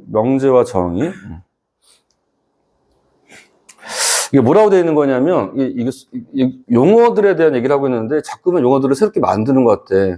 굉장히 명제 하나만 배우면 될 줄 알았는데, 또 뭐야 또. 여기 첫 번째 보니까, 명제라는 제목 계속 끌고 오긴 하는데, 항상 여기 또 뭐가 붙는데? 뭐가 붙냐면, 정의. 라고 되어 있잖아. 그렇지? 정의라고 되어 있지. 그렇지? 명제와 정의라고 되어 있는 거지. 그렇지? 그렇지? 을강이? 이 정의를 영어로 번역해 볼래? 네가 아는 정의에는 영어로 된 정의가 뭐가 있어? 모르겠어? 대화가 안 되는구나. 보통 이제 문과 학생이랑 이과 학생들, 그러니까 이게 이제 고3도 아니고, 그러니까 고등학생 정도면 이게 대화가 통하는데, 그러니까 문과의 성향의 아이들, 이과 성향의 아이들한테 이제 정의라는 어딩을 주고 난 다음에 이거 하면 떠오르는 영어 단어가 있냐고 물어본다고 한다면 문과 아이들은 justice 떠올리고 이과 아이들은 definition이라는 말을 떠올린대. 이게 딱딱 나누거든. 혹시 이런 말 안 들어봤니? definition? 그래서 definition이라고 하는 거거든. 근데 들어봤어? 아니야, 좀 들어봐? 그러니까 이제 justice라는 건 바르다, 사회 정의 뭐 이런 식으로 얘기하는 정의사회 구현할 때 정의인 것이고, 그 다음에 이제 데피니션은 뭐냐, 약속의 약속. 어떻게 약속이 되어 있느냐라는 것, 약속. 그런 뜻인 거거든. 디파인한테 정의하다는 뜻인 거예요. 그래서 이제 여기서 말하는 이 정의라는 게 이걸까요? 이걸까? 내가 물어보고 싶었거든. 근데 이제 끝났지, 뭐, 게임 오버. 그치? 이 정의라 하면 이걸 얘기하는 거지. 설마 이게 도덕 문제는 아닐 거 아니겠냐. 그렇지? 그래서 이제 우리는 어떻게 약속을 했느냐. 그러니까 삼각형의 정의는 무엇이냐. 사각형의 정의는 무엇이냐. 원의 정의는 무엇이냐. 그렇지? 평행사변형의 정의는 무엇이냐. 이런 것처럼 그러니까 어떤 정의를 얘기하는 거야. 그러니까 약속.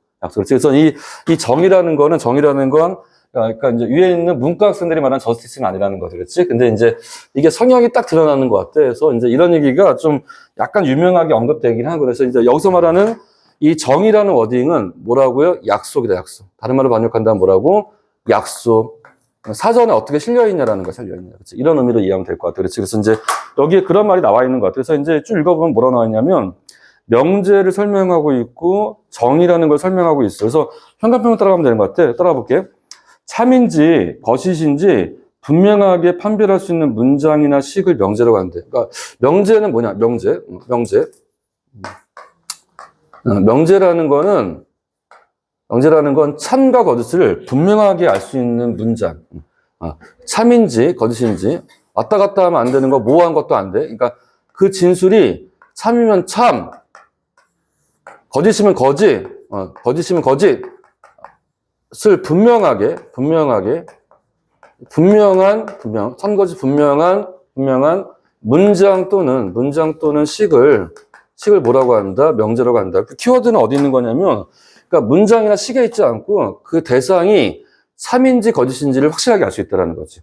이런 것들을 명제라고 해. 예를 들어서 만약에, 뭐 이런 것들이 있을 수 있잖아. 어떤 게 뭐냐면, 루트 2라는 수는, 유리수이다. 그러면 이 문장은, 명제가 되나요? 라고 물어볼 수가 있는 거지. 그래서 때 이거는 이 문장은 명제이냐고 물어보는 거는 이 진술에 대해 참 거짓을 확보할 수 있겠냐라는 거야. 이 진술이 참인지 거짓을 확보할 수 있겠냐라는 거야. 그럼 여러분들은 루트 2가 뭐라고 알고 있어요? 무리수라고 알 수 있으니까 거짓인 명제인 거죠. 그러니까 알 수 있다라는 거죠. 그러니까 이거는 애매하지 않다라는 거지. 그러니까 이런 것들을 우리는 뭐라고 하냐면 명제라고 하는 거. 어떤 명제인 거냐면 거짓 명제. 그렇지? 그렇게 한다. 그렇지. 그 다음에 이제 뭐냐면 2와 3은 소수이다. 이렇게 쓰면은 소수라는 말의 의미를 알죠. 소수라는 게 뭐냐면 약수의 개수가 1과 자기 자신 2개밖에 없는 걸 소수라고 하는 건데, 그러면 수 2하고 3이 소수에 해당되느냐라는 거야. 맞죠? 그러니까 이건 뭐냐면 참인 명제. 그래서 명제들 중에는 거짓 명제, 참 명제가 있단 말이야. 그래서 이와 같이 참인지 거짓이니까 뚜렷하게 알 수 있는 거지. 섞여 있으면 안 된다라는 거지. 그렇지? 예를 들어서 x제곱에 마이너스의 4x에 더하기의 3은 0이다. 이것도 일종의 문장이잖아. x제곱 마이너스 4x에 더하기 3은 0이다. 문장인 건데, 이 문장 그러면 명제에 해당되느냐 했을 때 이건 아니란 말이야. 왜 아닌 거냐? 아니, x에다가 5를 대입하면 0이 안 되잖아. 근데 x에다 1 대입하면 0 되는 거잖아. 그러니까 x에 따라서 얘가 옳고 달라지는 거잖아. 이것들은 명제가 아닌 거야. 그래서 세 가지 컨셉. 뭐라고? 거짓 명제, 참 명제, 그 다음에 명제가 아닌 것들. 라고 하는 거지. 그래서 이제 명제인 것과 명제가 아닌 걸 구분할 필요가 있다는. 일단 여러분들 생각해보자. 아직은 충분치 않지만 명제라는 개념을 잡자. 명제라는 개념이 뭐냐면 그 진술이 참인지 거짓인지를 분명하게 알 수 있는 것들을 뭐라고 한다? 명제라고 한다라는 겁니다. 됐죠? 그 다음에 보자. 쭉 내려오다 보면 뭐가 나왔냐면 정의가 나왔어. 정의. 용어의 뜻을 명확하게 정한 것을 그 정의라고 한다. 수학에서의 정의는 수학에 사용되는 용어에 대한 약속이므로, 약속 동그라미, 약속이지? 정의라는 건 약속이다, 약속이므로 정의에 대해서 왜 이렇게 정의했어로 물어보면 되게 미련한 질문인 것 같아. 그러니까 이제 우리는 약속이라는 게 어떤 개념이냐면 내가 태어났을 때 우리 부모님 나를 성곤이라고 부르고 약속을 한 거야. 이유가 없는 거잖아. 그러니까 이름도 예명 약속, 이런 것처럼 이렇게 약속이라는 게 있고, 그다음 약속이 아니라 이유가 있는 게 있을 수 있다고 하는 거죠. 그래서 생각하면 되는 겁니다. 하면 되겠죠? 넘어갈게요. 다음 편 넘겨.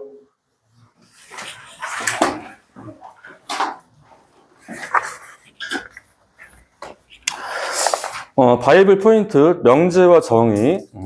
명제와 정의. 명제, 참인지 거짓인지를 분명하게 판별할 수 있는 문장이나 시. 정의, 수학에서 사용되는 용어의 뜻을 명확하게 정한 것. 이걸 명제와 정의라고 한다라는 겁니다. 두 번째, 조건과 진리집합.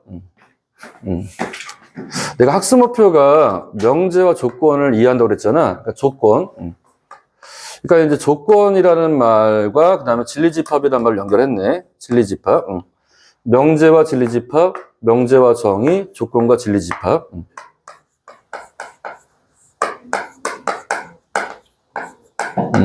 그러면 조건이 뭔지부터 알아보도록 하자. 조건. 우리가 늘상 쓰는 용어들인데 조건인데. 조건이란 말은 되게 많이 쓰는 말이긴 한데 한번 조건이 무슨 말인지 한번 알아보도록 하자 이 말이야. 봅시다. 변수의 값에 따라 참 거짓이 정해질 때 그 문장이나 식을 조건이라고 한다. 이때 조건은 PQR이라는 소문자들을 표기한다라는 겁니다. 그렇지?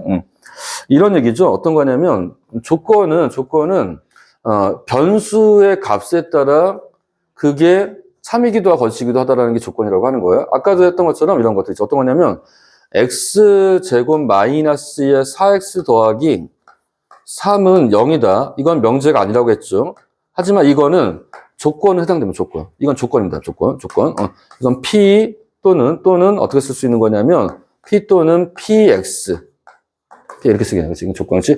그러니까 조건을 쓰는 게 뭐가 조건이냐 했을 때 조건은 그러니까 X에 따라서 참이 되기도 하고 거짓이 되기도 하는 것들을 조건이라고 하는 거예요. 그러면 이 조건을 만족하는 것들의 모임을 뭐라고 할까요? 이 조건을 만족하는 수가 뭐가 있죠? 1, 3이라는 수가 있는 거지. 1, 3이라는 걸 모아봅시다. 이 무수히 많은 수들 중에서 이 조건이 참이되게 하는 이 수들의 모임, 이 집합을 뭐라고 하냐면 이 집합을 진리집합이라고 합니다. 끝. 진리집합은 뭐냐면 조건이 참이되게 하는 것들의 모임이야. 뭐라고? 진리집합은 조건이 참이되게 하는 것들의 모임이란 말이지. 그래서 우리가 이제 진리집합이라고 하고 보통 통상 진리집합은 어떻게 표기하냐면 대문자로 표기합니다. 조건은 소문자, 진리집합은 대문자, 라지페가 쓴다라는 거지. 한번 써보자.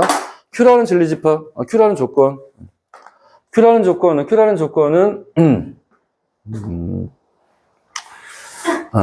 뭐 쓸까요?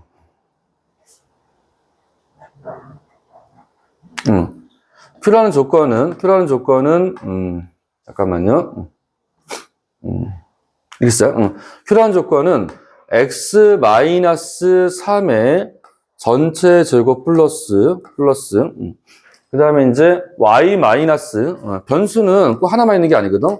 y 빼기 2의 제곱은 얼마다? 0이라고 써보자 이 말이야. 이것도 조건입니다. 왜 이 조건인 거냐면 변수 xy에 따라서 이게 맞기도 틀리기도 합니다. 그렇지? 그러면 이제 우리가 이 조건을 만족하게 하는 집합을 한번 써보자. 여러분, 이럴 때 어떻게 써야 되는 거냐면, 이럴 때는 집합을 쓸 때 순서상으로 표기해야 됩니다. 왜냐하면 이 식을 만족하는 건 실제로는 x, y 결합이잖아. 그래서 우리는 x, y라는 걸 써야 되는 거. 이걸 뭐라고 하냐면, 이거를 순서상이라고 해요. 물론 도형을 배운 친구들한테는 이걸 점이라고 하죠. 그러니까 이 조건을 만족하는 점이 순서상인 거거든. 그래서 이제 뭘 쓰면 되는 거냐면, 집합 쓸 때는 이렇게 쓰면 됩니다. 어떤 거냐? 여러분, 제곱해 더한 값이 0이 되게 하는 방식이 하나밖에 없죠. 그거밖에 없는 거지? 0이 되게 하는 거니까 x는 얼마? y는? 그러니까 얼마 쓰면 여기다 3,2. 이렇게 쓰면 3,2 이렇게 쓰면 되거든. 그러니까 요걸 뭐라고 하냐? 요거를 요 조건 Q가 만족하는 것들의 모임이라서 이거를 진리집합이라고 하고 진리집합은 항상 그 조건의 대문자 Q라고 쓰는 게 관례라는 거지. 이렇게 쓰면 되는 거라는 거지. 그래서 우리가 진리집합이라는 게 무슨 말인지 알아들어야 돼. 읽어볼게. 이때 있는 바이블 포인트 보자. 조건과 진리집합, 조건, 변수 x의 값에 따라 참 거짓을 판별할 수 있는 문장이나 식, x에 따라 달라지는 걸 조건이라고 하는 거야. 진리집합에 메모치고 별표. 이 진리집합이란 말을 잘 수용을 못 하더라고, 아이들이. 내가 충분히 설명했는데도 불구하고 아이들이 이걸 잘 까먹어. 그래서 좀 강조할게. 진리집합, 전체집합 유예에 대하여 해당 조건이 참이되게 하는 모든 원소들의 집합. 조건이 참이되게 하는, 참동그라미. 그러니까 조건이 참이되게 하는 원소들의 모임을 뭐라고 한다고? 네 글자, 진리집합이라고 한다라는 거. 진리집합이라고 한다. 근데 이 조건이라는 걸 왜 다루냐고 물어본다고 한다면, 실제로 모든 명제들은 조건과 조건의 결합이야. 다시 뭐라고? 모든 명제들은 실제로 조건과 조건의 결합인 거야. 그래서 우리가 조건과 조건의 결합을 할 거기 때문에 조건이라는 셀 단위의 표현들로 명제를 구성했다고 보면 돼. 우리는 명제를 배울 거거든. 근데 명제가 어떻게 구성되어 있냐 했을 때 명제라는 거는 그러니까 기본 문장의 구성이 조건과 조건들의 결합이라는 걸 나중에 알게 될 겁니다. 그래서 여러분들한테 명제를 가르치면서 명제와 정의, 그다음에 조건과 진리집합 이 영어들을 배운다고 보면 될 것 같습니다. 됐지? 그 다음 페이지 보자. 그 다음 페이지. 명제와 조건의 부정. 세 번째. 세 번째, 명제와 조건의 부정.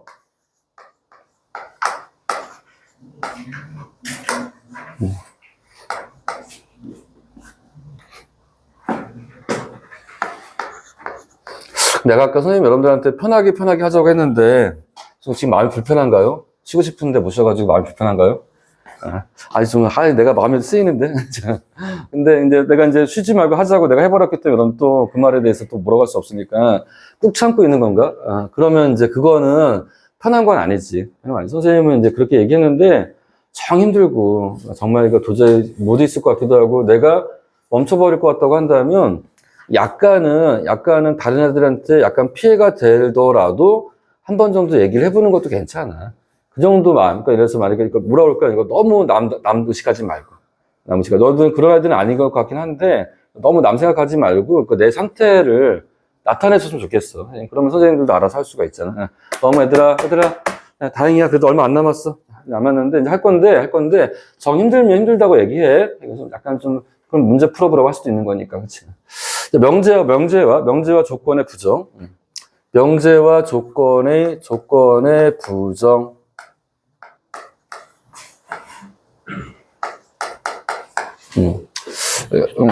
deny, 부정한다라는 건 부정 말 그대로 부인한다는 뜻이야. 아니다. 키워드는 아니다. 무엇이 다가 아니라 무엇이 아니다. 집합으로 본다고 하면 여집합 같은 개념인 거죠. 그렇지? 그러니까 이제 명제도 문장인데 문장이 다가 아니라 문장이 아니다. 그 뭐냐? 루트 2는 유리수가 아니다. 부정. 루트 2는 유리수다라는 말의 부정이 루트 2는 유리수가 아니다. 그렇지? 그 다음에 이제 뭐 이럴 수 있잖아.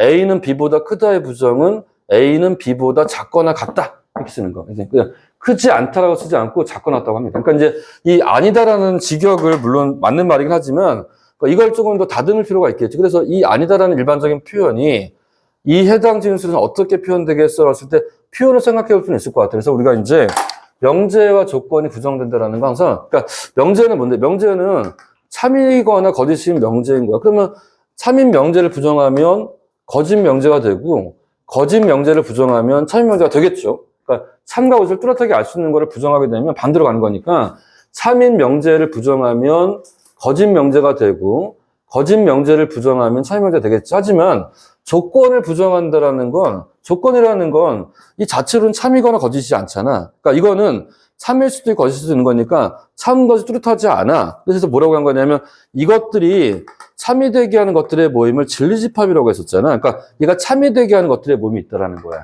그러니까 조건은 참과 거짓을 알 수 있는 게 아니기 때문에 알 수 있는 게 아니라 조건의 부정은 참 것에 기하지 않죠. 그러니까 이제 명제의 부정은 분명해. 하지만 조건의 부정은 이런 식으로 진행하긴 하겠지만 걔도 참 것을 딸 수 있는 건 아닐 거라는 거지. 그러니까 우리가 단지 이 진리집합의 부정인 거니까 1과 3이 아니라는 얘기를 이해하면 되는 거지. 뭐 이것들을 우리가 따질 수는 없는 것이라는 거지. 그래서 이제 명제와 조건의 부정은 이와 같은 얘기로 생각하시면 될 것 같습니다. 이것도 제가 길어지는 거니까 넘어갈게. 그래서 이제 넘겨보세요. 그 다음 페이지 넘겨봅시다. 명제의 조건의 부정, 60페이지 하단, 바이블 포인트. 명제 또는 조건 P에 대하여 P가 아니다를 명제 또는 조건의 부정이라고 하고, 어떻게 표현할 거냐? 부정을 표기하는 방식은 물결. 그러니까 이제 조건이 P이면, 그러니까 P의 부정이 뭐냐? P의 부정은 P가 아니다라고 읽지만 표기는 이렇게 한다라는 거지. 물결 P. 영어로는 not P. 이렇게 읽으면 not P. NOT P. 이렇게 읽어주면 not P.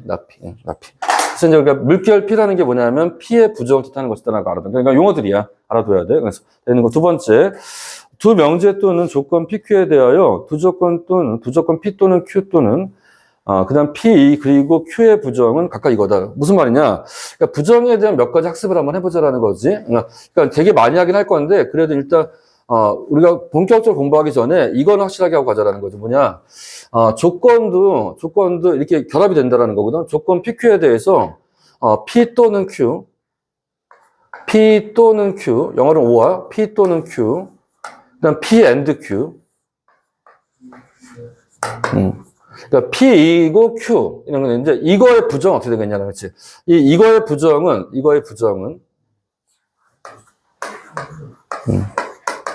그 이거의 부정.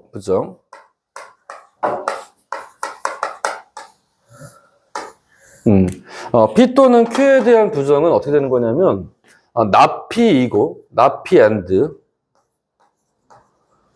not Q가 됩니다. 느낌이 오나요? 그 다음에 P and Q의 부정은 not P or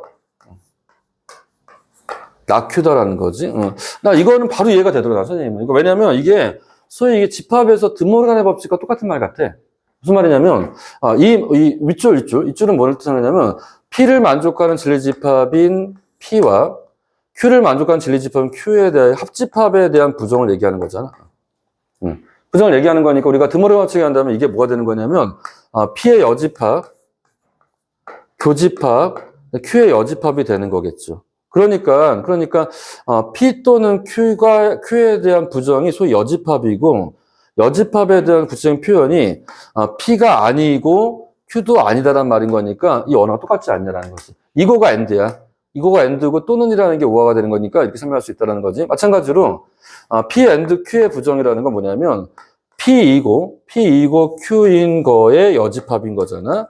드모르간 법칙에 한다면 이것도 P의 여집합, 합집합, 그다음에 Q의 여집합이 되는 거니까 이 말의 부정은 not P or not Q라고 되는데 P가 아니거나 Q가 아니다라고 얘기하면 되는 거니까 이 집합으로 표기한다면 이 말도 이해가 되는 거겠지. 이 말이 여기 설명되어 있다고 보시면 될 것 같습니다. 그래서 여러분들 그냥 이게 다 새로운 기호 체계로 바뀌긴 한 거긴 하지만 그렇다고 논리가 예전 논리랑 전혀 다른 게 아니라 예전 논리랑 아주 닮아 있어. 그러니까 우리가 유사한 구조인 거니까 예를 보면 얘도 그럭저럭 이해가 되는 상황이 되지 않을까 생각이 됩니다. 됐죠? 됐지. 용어 되게 길다, 그치? 네 번째, 명제 P면 Q이다의 참거짓. 5분 남았네. 오늘 문제는 안 풀 것 같고 그냥 개론 정도만 하게 될 것 같아요. 네 번째. 네 번째가 끝났으면 좋겠는데 아이고 안 되겠다. 그러면 시간이 5분 정도 남았으니까 얘들아 요 정도까지 일단락 짓는 거고 남는 시간 동안에 약간 좀 쉬는 시간 좀 가질게. 갖고 쉬기도 되고 숙제라도 괜찮습니다. 아이고 자버리는 거래.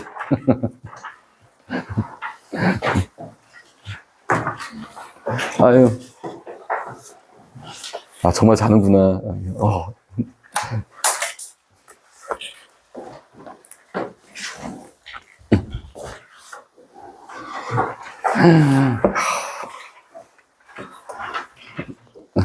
채은이는 괜찮은가 보다. 찬이도 좀 괜찮은 것 같기도 하고. 응? 방금 왔어?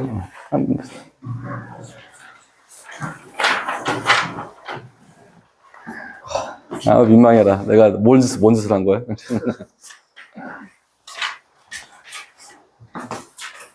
해나도 괜찮은 것 같고. 괜찮아, 자.